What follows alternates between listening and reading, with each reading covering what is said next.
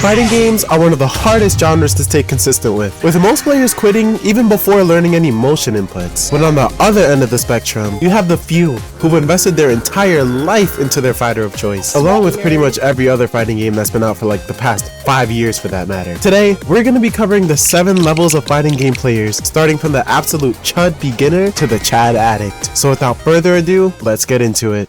Alright, so level 1 is gonna be the noob level, alright? You're a noob. We're gonna bring that word back. You're just chilling, like learning the controls of the game, looking through the cast, you know, seeing what characters you like.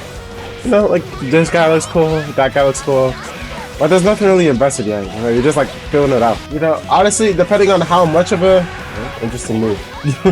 But yeah, depending on like how much of a noob you are, maybe you're getting like the hang of like motion controls. Street Fighter 6, you played it once when it came out and never again, or it's gonna be the very first fighting game you ever touch. But yeah, for this level, it's just stress-free, you know, feeling it out, seeing if fighting games are for you. Alright, and this is where most people drop off because they realize, like, wow, maybe I'm not actually about it, and they're never seen again. But if you make it past this level, then you've officially passed the noob rank, and you enter the second level, the newbie rank. At this level, like, you still have no idea what you're doing. You know all your buttons on your controller, which is very respectable, and you know all of your command inputs. You know, you checked out your move list a time or two, I guess. But in no means do you know how to play the game. You just know how to play a character in the game, which is your character. Alright, you find the one where it's like, yo, this is literally me, bro. I'm in the game. Alright, this is your reason to keep playing. You're just LARPing the character at this point. 90% of the reason why you're sticking with this game is because of this character that you don't know how to play, alright? You're honestly a fraud. But yeah, like, this is your character, and it's making the game seem like it's worth learning because you want to stick with this character. That's honestly, it's make or break for a lot of people when it comes to getting into fighting games too. Because like, for me personally, this is why I haven't really stuck with Street Fighter 6, except for with Mai, because bro,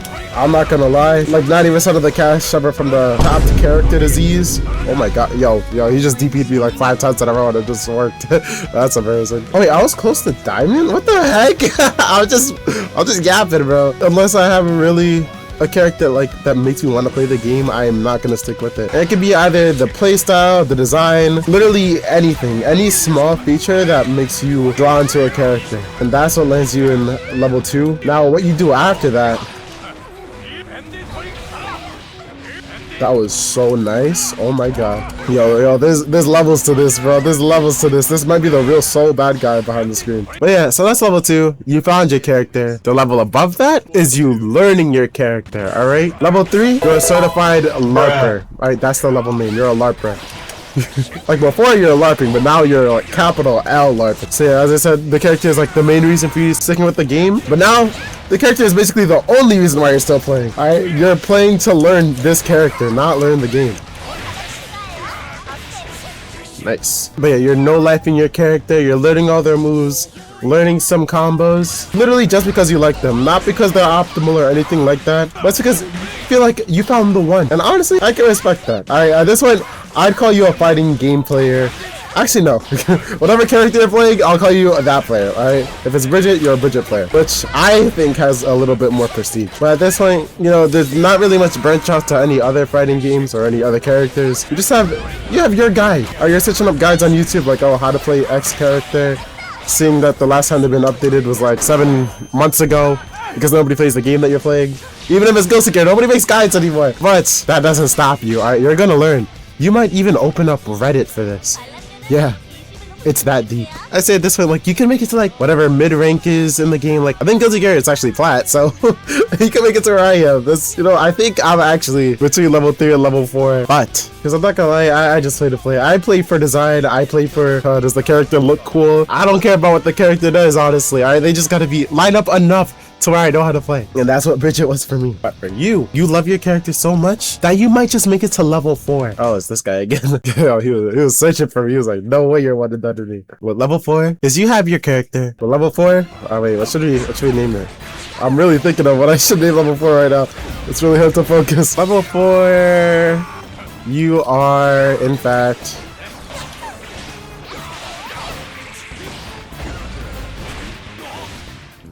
You know, I think it's very obvious how long that I was doing this. Oh my goodness.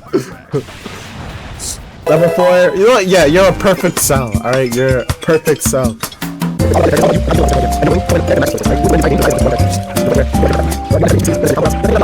But it's like you got to the point where like they're your bread and butters, alright? You could trademark half of the combos you do. Granted, nobody else would want to use half of the combos that you use, but still. Oh, whoops.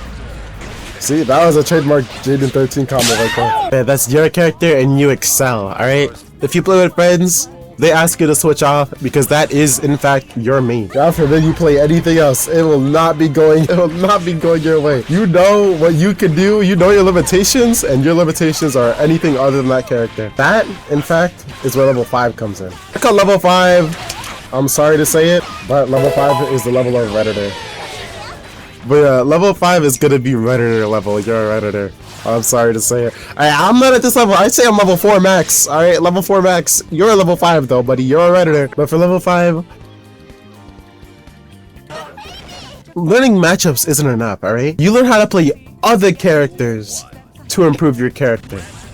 Meaning, you know, you probably just had a match against, like, you know, Asuka, for example. Alright, you know, like when he was new and he just came out in DLC. Literally feels like yesterday. That was like multiple years ago at this point. That's kind of crazy to think of that. But you had a match against him. It's like, yo, buff whatever character I have. Alright, whatever they're releasing, crazy broken. Alright, you gotta figure out, like, what do you have to do with him to win? You gotta figure out what their weaknesses are so you can play to your strengths with your character. Alright, if you can't beat him, join him type thing. But once you join him, I don't know, you're like a spy or something. Fake Asuka player. That is actually essentially why I started playing Bridget too, because I started, yo, I think I was playing Viking at first, and I started getting cooked by every Bridget player I would come across. I was like, yo, how do I actually win against this? And then I actually just never went back to Viking. So that comes with the second part of this level. You play to improve your character, but inadvertently you just end up branching out and like understanding there's more to the game than just, I don't know, like face rolling your keyboard with Bridget. Well, I still haven't understood that part. I'm still on the first part of that, but still, that's honestly all I want. But for you, no. You learn how to play these characters so you know how to play against them. Alright, and maybe you go back. Oh, wow, that was good. Maybe you go back to your character. Maybe you just fall in love with learning other characters or whoever it is that beats yours in a matchup. You're like, yo, this is it. This is it for you. But that's level 5. The reason why it's called level 5 of Redditor? I don't know. I just imagine. wait, why is it Redditor actually? At this point, you're on the subreddit of whatever fighting game you play. Alright? You may not even use Reddit. You're still a Redditor. I don't care. This could, unfortunately, lead to side effects. Alright? You could end up benching it to level 6, which is not only do you just learn, like, you know, maybe the counters, like matchups of some other characters. No, you know the whole cast. You played everybody. You know what they do. You know what you're looking for. How to match up between characters that aren't even your main. Alright, you know it all. It may not be optimal, but it's like anybody asks you, like, yo, can you play this guy? It's like, yeah, I played him a time or two. Alright, that's you. That's gonna be your response. And at this point, you're not learning for your character. Alright, it's not for the matchups or for the counters. You're learning for the game itself. You're learning how to play Asuka to know how to play Asuka. Alright, maybe you're gonna play ranked on him too. But at this point, you can say you're not just a Bridget player, you're not just an Asuka player, you're a Guilty Gear player. Alright, Guilty Gear is your game. And there's only one level above this. Alright, that's where everybody sits at. The pros, the streamers, not me. I'm back in level 4, but still, this is where most good players sit at. Man, that's my first time matching against a diamond player, I think. But see this guy? At level 7, you're officially a fighting game addict. Your YouTube shorts is fighting game clips. You use Twitter talking about fighting games. You're scouring the forum for combos. You probably have merch at this point. You have fan art. Upvote fan art on Reddit because you're a Redditor now, whether or not you use Reddit. It's just how it goes. But you are a fighting game addict. Alright, you sweat. Oh, you know frame data. Alright, you know what's plus, what's negative, you know what's optimal where, what's your, like, you have the game down to a, oh my god, you have the game down to a science pretty much. Alright, you've broken it down to its most intricate parts. You know what's optimal, you know what routes to go for. Every time you play, you're pretty much, it's like making a food recipe at this point. Alright, you know exactly what's gonna happen and how it's gonna happen, and whenever you lose, you know why you lost. Most times it just comes up to chance. Alright, he made a good read, you made a good read, and the game is over pretty much. But that's why there's no going back though. Alright, the industry has you. You're officially a fighting game player. Alright, it doesn't matter. You may play other games, you may play League, but at heart, everybody knows you, like, you're that guy that plays fighting games. But the cool part of this though is once you get up to level 7, there is a lot of carryover into other fighting games because all these games are basically just reskins of each other at a certain point. So it's like if you're good at one, you're basically good at them all. Come on! It worked actually. He just stood there, was he? Was he upset? He lost the beam clash. But that's all. Enjoy. Goodbye.